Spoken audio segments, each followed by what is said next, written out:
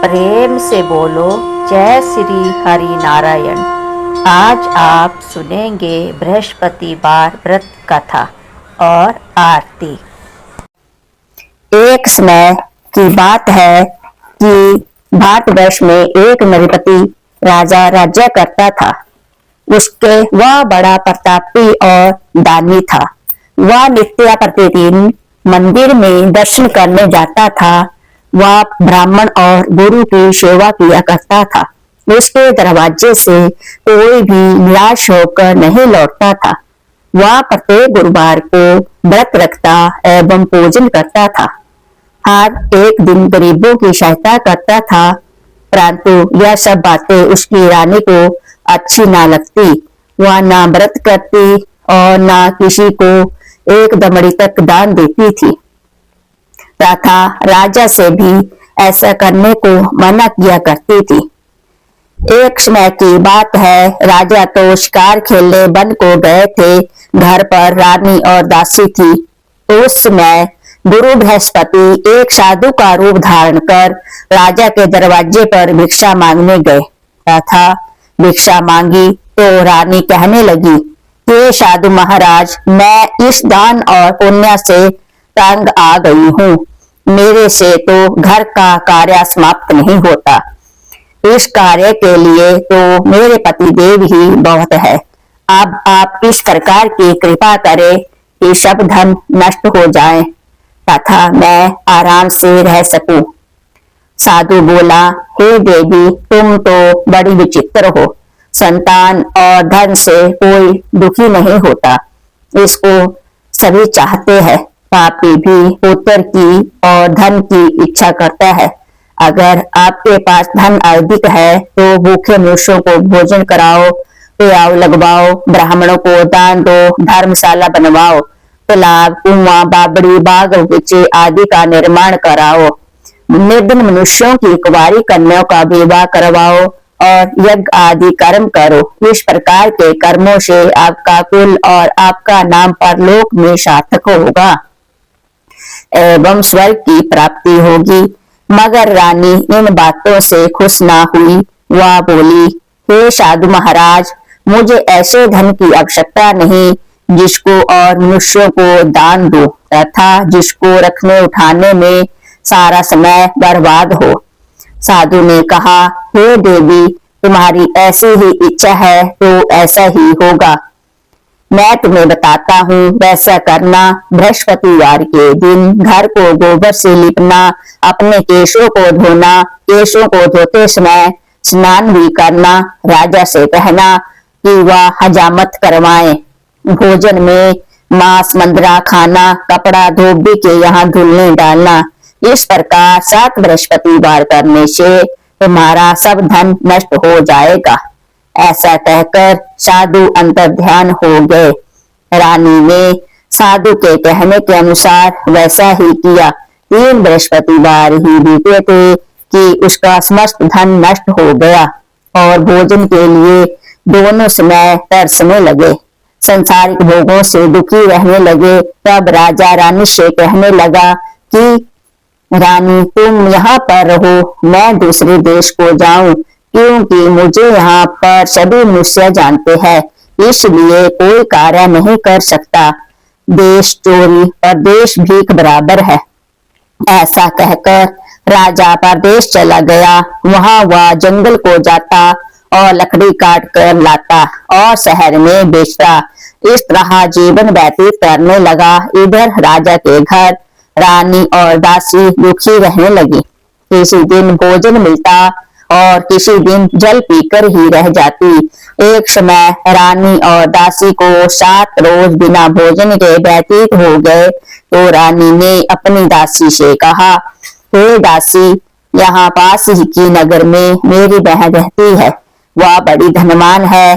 तुम उसके पास जा और उससे 5 सेर गेहूं मांग ला, जिससे कुछ समय के लिए गुजर हो जाएगी। इस प्रकार रानी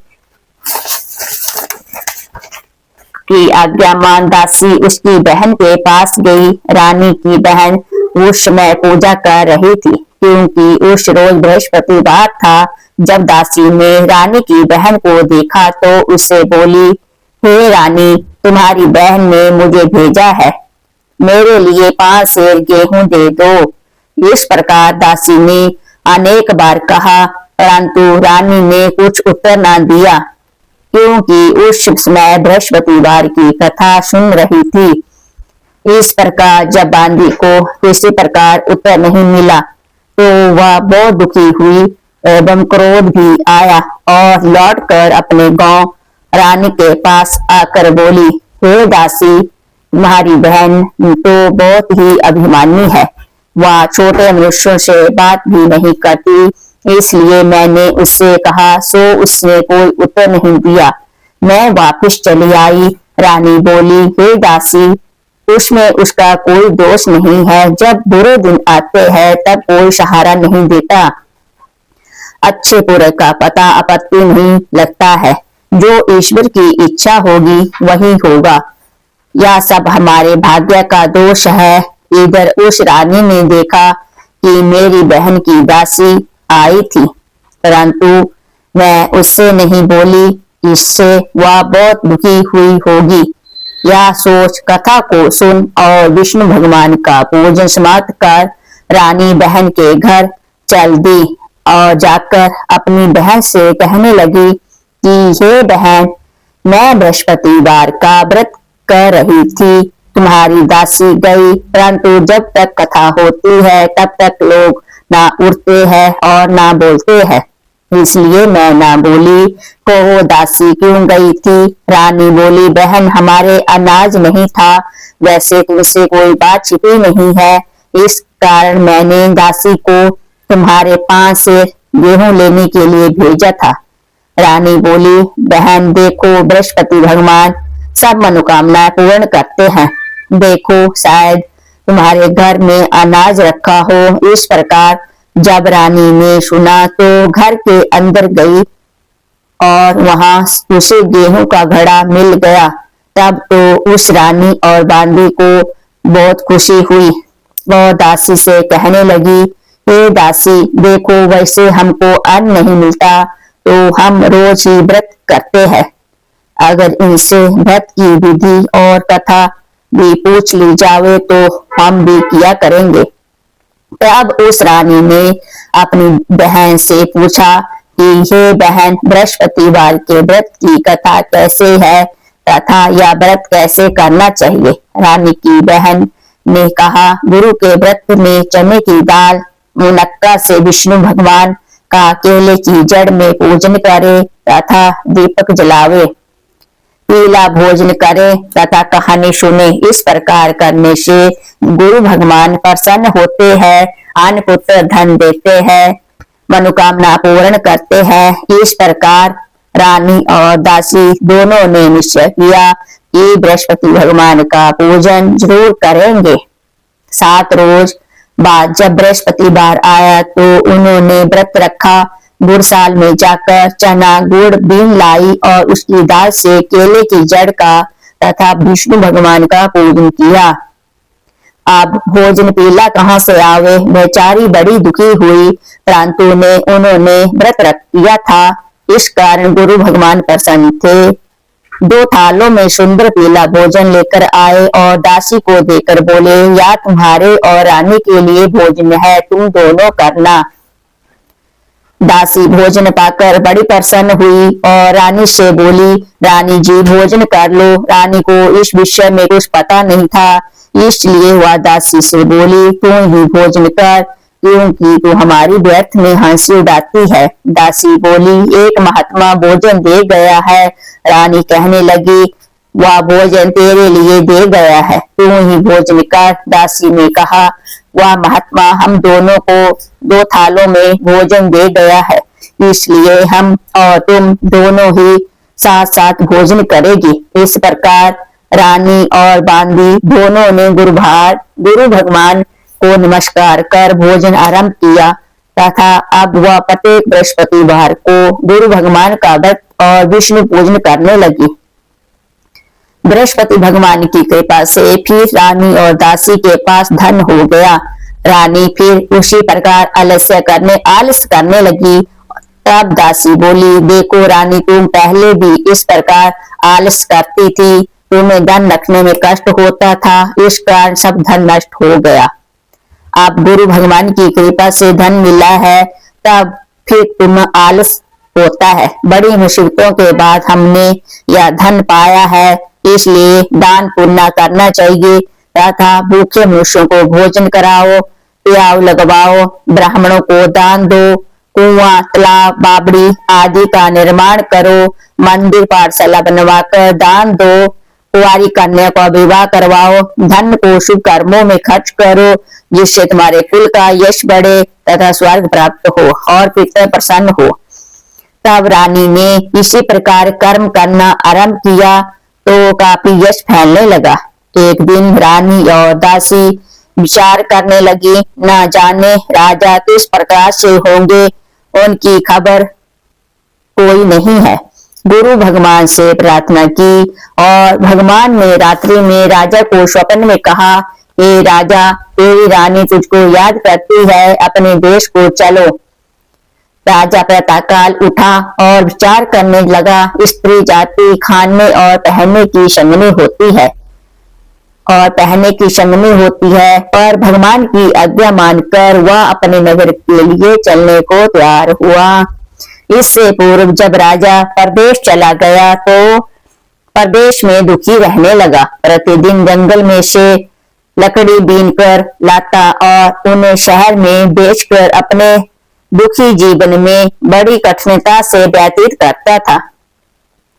एक दिन राजा दुखी हो अपनी बातों को याद करके रोने लगा। तब उस जंगल में से बृहस्पति एक साधु का रूप धारण कर राजा के दरवाजे पर भिक्षा मांगने राजा के पास आकर बोले, हे लकड़हारे, तुम इस सुनसान जंगल में किस चिंता में बैठे हो, मुझको बताओ। या सुन राजा के नेत्रों में जल भर आया और साधु की वंदना कर बोला, हे भगवान, आप सब कुछ जानने वाले हो। इतना कह साधु को अपनी संपूर्ण कहानी बतला दी। महात्मा दयालु होते हैं, उससे बोले, हे राजा, तुम्हारी स्त्री ने बृहस्पति देव का अपराध किया था, जिस कारण तुम्हारी यह दशा हुई है।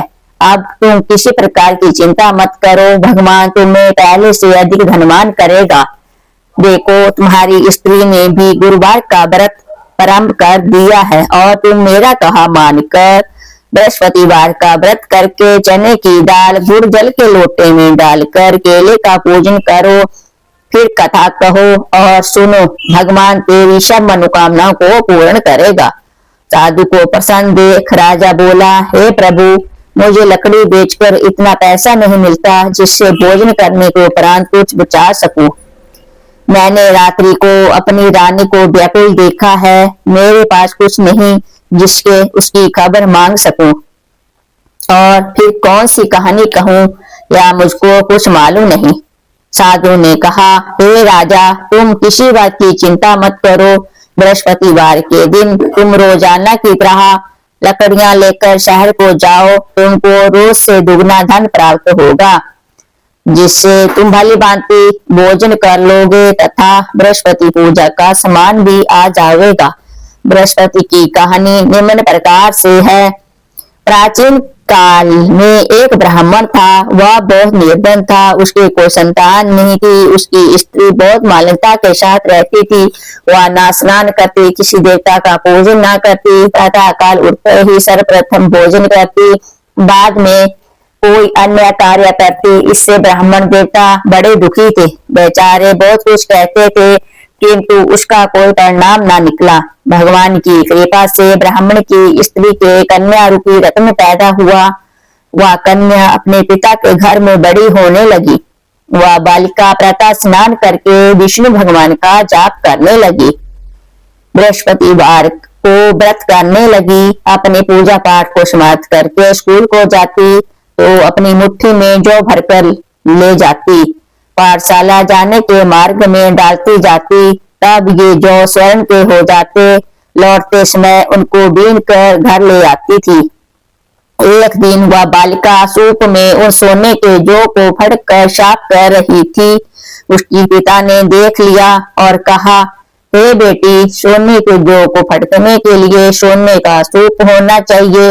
दूसरे दिन गुरुवार था। इस कन्या ने व्रत रखा और बृहस्पतिवार से प्रार्थना करके कहा, हे प्रभु, यदि मैंने आपकी कृपा पूजा सच्चे मन से की हो तो मेरे लिए सोने का सूप दे दो। बृहस्पति देव ने उसकी प्रार्थना स्वीकार कर ली। रोजाना की तरह कन्या जौ फैलाती हुई जाने लगी। जब लौटकर जौ बीन रही थी तो बृहस्पति देव की कृपा से सोने का सूप मिला। उसे वह घर ले गई और उससे जौ साफ करने लगी, परंतु उसकी माँ का वही ढंग रहा। एक दिन की बात है, वह कन्या सोने के सूप में जौ साफ कर रही थी। उस समय उस शहर का राजपुत्र वहां होकर निकला। इस कन्या के रूप और कार्य को देखकर मोहित हो गया तथा अपने घर आकर भोजन तथा जल त्याग कर उदास होकर लेट गया। राजा को इस बात का पता लगा तो अपने प्रधानमंत्रियों के साथ उसके पास गए और बोले, हे बेटा, तुम्हें किस बात का कष्ट है? किसी ने अपमान किया है अथवा कोई और कारण हो सो कहो, मैं वही कार्य करूंगा जिससे तुम्हें प्रसन्नता हो। राजकुमार ने अपने पिता की बातें सुनी तो वह बोला, मुझे आपकी कृपा से किसी बात का दुख नहीं है। किसी ने मेरा अपमान नहीं किया है, परंतु मैं उस लड़की के साथ विवाह करना चाहता हूँ जो सोने के सूप में जौ साफ कर रही थी। यह सुन राजा आश्चर्य में पड़ा और बोला, हे बेटा, इस तरह की कन्या का पता तुम्हें लगाओ, मैं उसके साथ तेरा विवाह अवश्य ही करवा दूंगा। राजकुमार ने उस लड़की के घर का पता बतलाया। सब मंत्री उस लड़की के घर गए और ब्राह्मण देवता को सभी हाल बतलाया।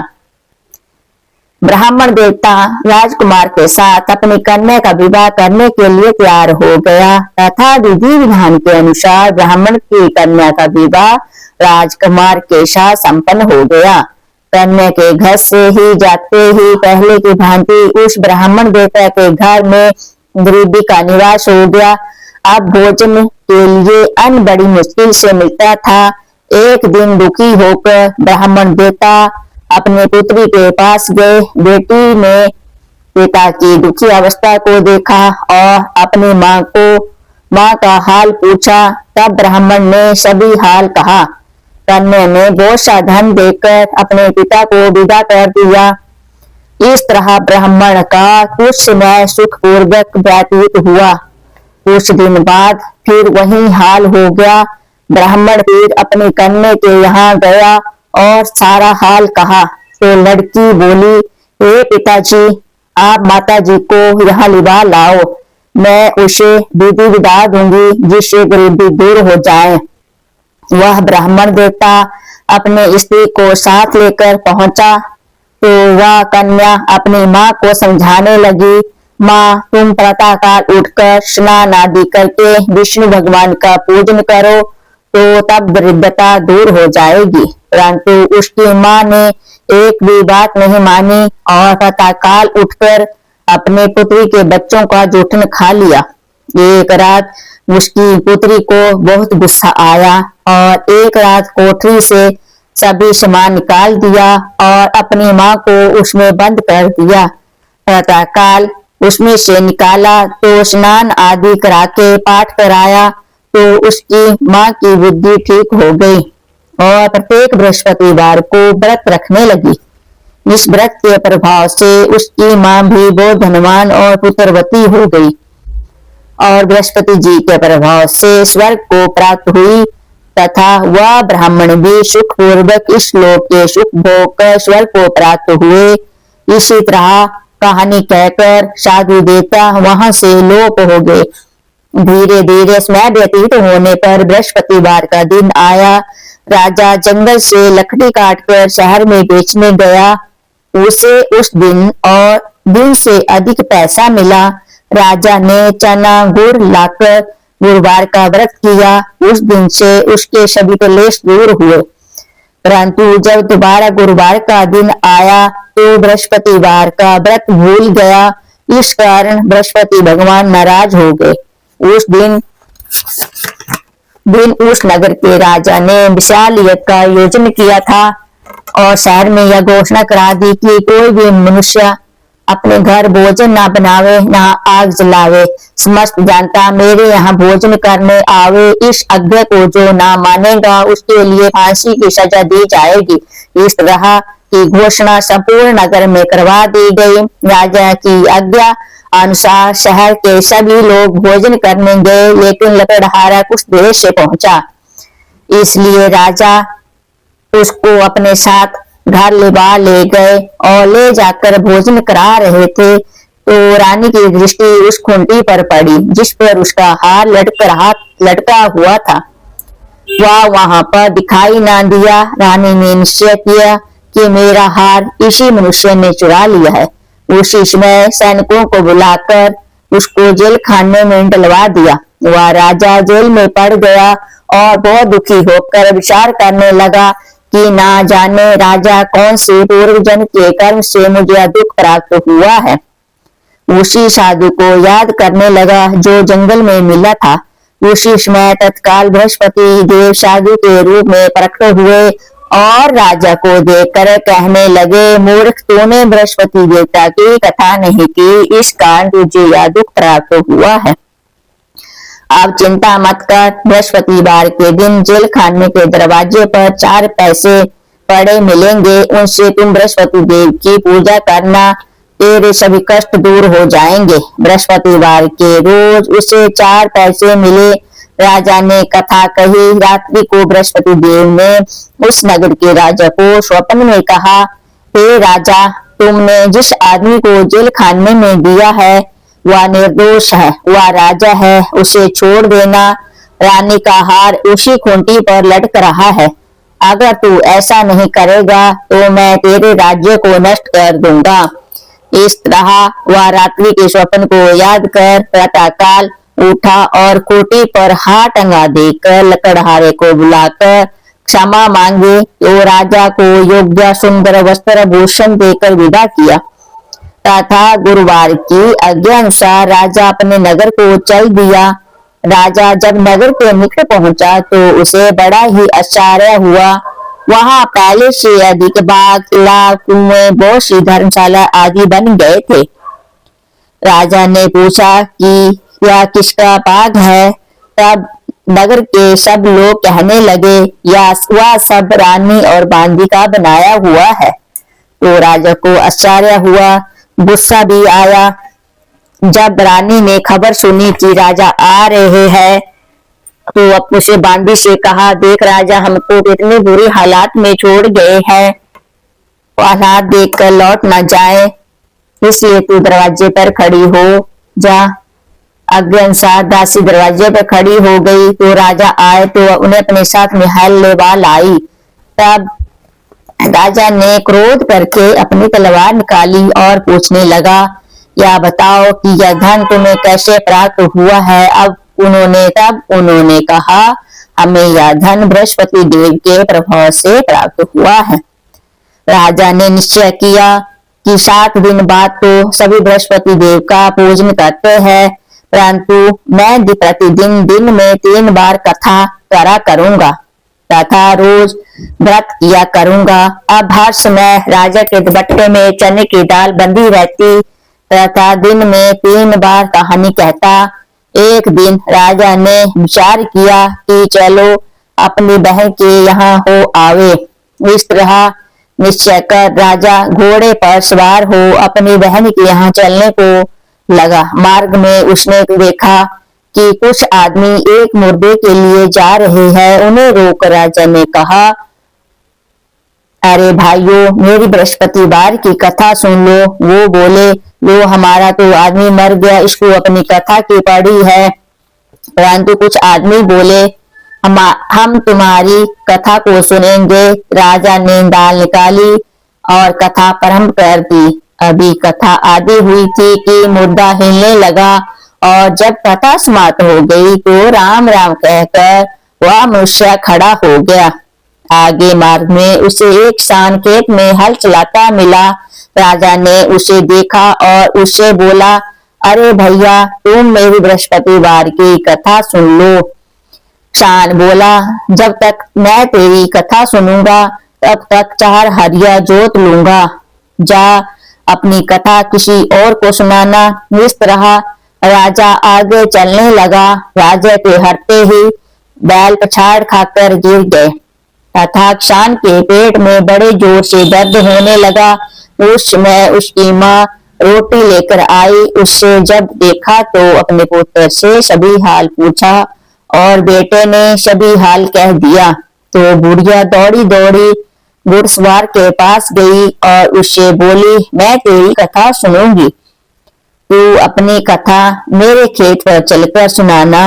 राजा ने बुढ़िया के खेत पर जाकर कथा कही, जिसको सुनते ही वहीं वह बैल खड़े हो गए तथा किसान के पेट का दर्द भी बंद हो गया। राजा ने अपनी बहन से कहा कि घर पहुंच गया। बहन ने अपने भाई की खूब मेहरबानी की।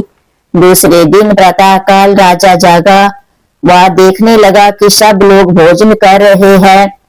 राजा ने अपनी बहन से कहा कि ऐसा कोई मनुष्य है जिसने भोजन ना किया हो, मेरी बृहस्पतिवार की कथा सुन ले। बहन बोली, हे भैया, यह देश ऐसा ही है। पहले यहाँ के लोग भोजन करते हैं, बाद में अन्य काम करते हैं। अगर कहो तो मैं पड़ोस में देख आऊं।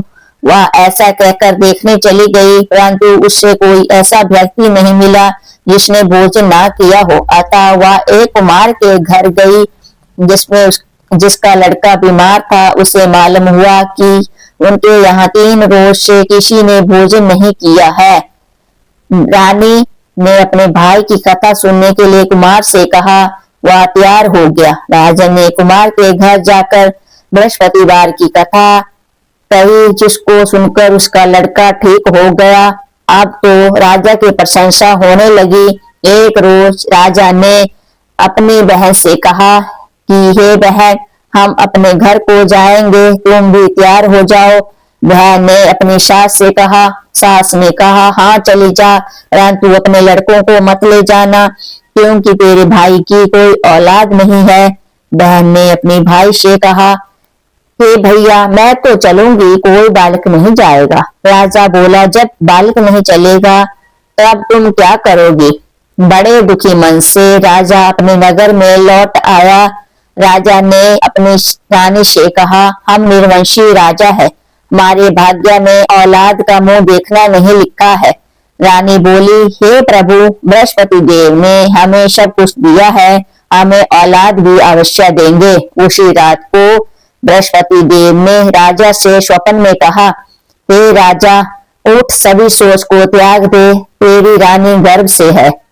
राजा को यह बात सुनकर बड़ी खुशी हुई। 9वें महीने उसके गर्भ से एक सुंदर पुत्र पैदा हुआ। तब राजा बोला, हे रानी, स्त्री बिना भोजन के रह नहीं सकती, बिना कहे नहीं रह सकती। स्त्री बिना भोजन के रह सकती है, बिना कहे नहीं रह सकती। जब मेरी बहन आवे तुम उससे कुछ मत कहना। रानी ने सुनकर हाँ कर दी। जब राजा की बहन ने यह शुभ समाचार सुना तो बहुत खुश हुई तथा बधाई लेकर अपने भाई के यहाँ आई। तभी रानी ने कहा, घोड़ा चढ़कर नहीं आई, गधा चढ़ी आई। राजा की बहन बोली, भाभी, मैं इस प्रकार ना कहती तो तुम्हें औलाद कैसे मिलती? बृहस्पति देव ऐसे ही है, जैसे जिसके मन में कामनाएं हैं सभी को पूर्ण करते हैं। जो सद्भावना पूर्वक बृहस्पतिवार का व्रत करता है एवं कथा पढ़ता है, वह सुनता है और दूसरों को सुनाता है। बृहस्पति देव उसकी मनोकामनाएं पूर्ण करते हैं। भगवान बृहस्पति देव उसकी सदैव रक्षा करते हैं। संसार में सद्भावना से भगवान जी का पूजन व्रत सच्चे हृदय से जो करते हैं, उनकी सभी मनोकामनाएं पूर्ण करते हैं। जैसी सच्ची भावना से रानी और राजा ने उसका गुणगान किया तो उसकी सभी इच्छाएं बृहस्पति देव ने पूर्ण की थी। इसलिए सबको कथा सुनने के बाद प्रसाद लेकर जाना चाहिए। हृदय से उनका मनन करते हुए जयकारा बोलना चाहिए। बोलो बृहस्पति देव भगवान की जय, विष्णु भगवान की जय। अब सुने बृहस्पति देव की आरती। ओम जय बृहस्पति देवा स्वामी, जय बृहस्पति देवा। चिन्ह चिन्ह भोग लगाऊं कदली फल मेवा। तुम पूर्ण परमात्मा तुम अंतर्यामी, जगत पिता जगदीश्वर तुम सबके स्वामी। शरण मृत निज निर्मल सब पातक हरता, सकल मनोरथ दायक कृपा करो भरता। तन मन धन अर्पण को जन शरण पड़े, प्रभु प्रकट सब हो कर आकर द्वार खड़े। ओम जय बृहस्पति देवा दीन दयाल दयानिधि, भगतन हितकारी स्वामी भगतन हितकारी। पाप दोष सब हरता भव बंधन हारी। ओम जय बृहस्पति देवा सकल मनोरथ दायक, सब संस्यातारी स्वामी सब संस्यातारी। विषय विकार मिटाओ संतन सुखकारी। ओम जय बृहस्पति देवा जो कोई आरती दे प्रेम सहित गावे, स्वामी जो कोई प्रेम सहित गावे, जेठानंद बंद सोनिश्या पावे। ओम जय बृहस्पति देवा। सब बोलो विष्णु भगवान की जय, बोलो बृहस्पति देव भगवान की जय, लक्ष्मी नारायण की जय।